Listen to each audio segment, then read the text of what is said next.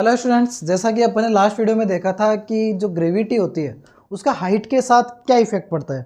आज अपन आगे बढ़ते हैं और अपना एक टॉपिक लेते हैं कि अगर मैं अर्थ की डेप्थ में चला जाऊं तो मेरी ग्रेविटी के ऊपर क्या इफेक्ट पड़ेगा, जो अपने 9.8 है उसके ऊपर क्या इफेक्ट पड़ेगा।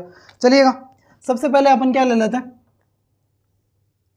ये अपनी अर्थ है जिसकी रेडियस अपन कितनी लेते हैं, आर ले लेते हैं।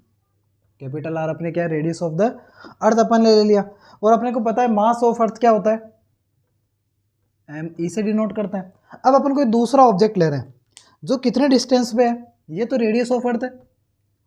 अपन कोई ऑब्जेक्ट ले रहे हैं वो किसी डेप्थ के अंदर है, डेप्थ यानी गहराई में है, और कितनी डेप्थ के साथ है, डी डेप्थ के साथ है, डी गहराई के साथ अगर वो लिया हुआ है तो इसके ऊपर, और जो ऑब्जेक्ट है मेरा क्या है, वो एम मास का है, तो यहाँ पर लगने वाली ग्रेविटी क्या होगी। चलिएगा, हम जानते हैं एफ इक्वल टू क्या होता है बेटा, F equal to G M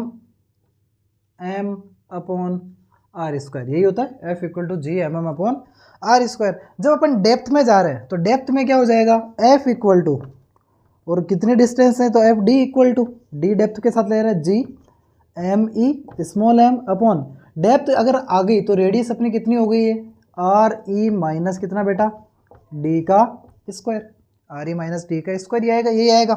यहाँ पर आपको एक चीज़ ऑलरेडी अपन डिस्कस कर चुके हैं, एफ इक्वल टू क्या होता है, एफ इक्वल टू होता है एम जी होता है, डी डेप्थ के साथ जा रहे हैं तो F equal to M G. जब दोनों ही इक्वेशन को अपन कंपेयर करेंगे तो आप एक चीज़ देखने को मिलेगी यहाँ पे, M G D equal to capital G M E M upon R E minus D का स्क्वायर आ गया।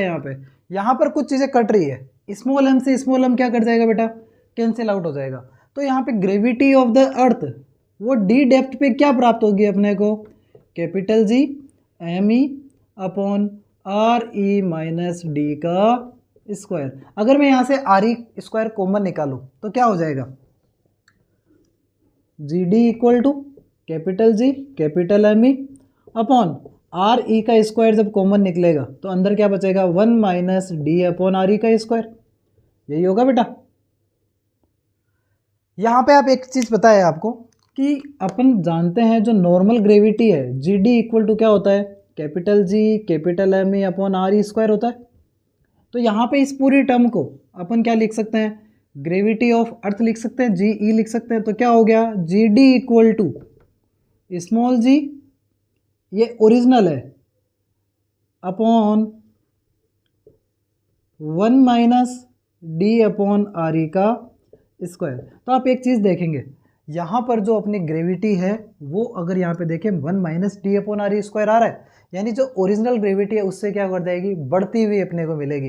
यानी डेप्थ में जाने के साथ साथ, गहराई में जाने के साथ साथ ग्रेविटी ऑफ द अर्थ वो क्या कर जाती है बेटा, इंक्रीज हो जाती है, बढ़ जाती है। तो आई होप आपको ये टॉपिक अच्छे से समझ में आया होगा कि क्या होगा अगर कोई ऑब्जेक्ट डेप्थ में जा रहा है, क्या होगा अगर कोई ऑब्जेक्ट हाइट में जा रहा है, तो उसकी ग्रेविटी पर क्या इफेक्ट पड़ता है। अपन मिलते हैं नेक्स्ट वीडियो में जिस पे अपन डिस्कस करेंगे कुछ अलग टॉपिक्स और ग्रेविटी के बारे में, पोटेंशियल एनर्जी के बारे में। तब तक के लिए thank you, have a nice day students.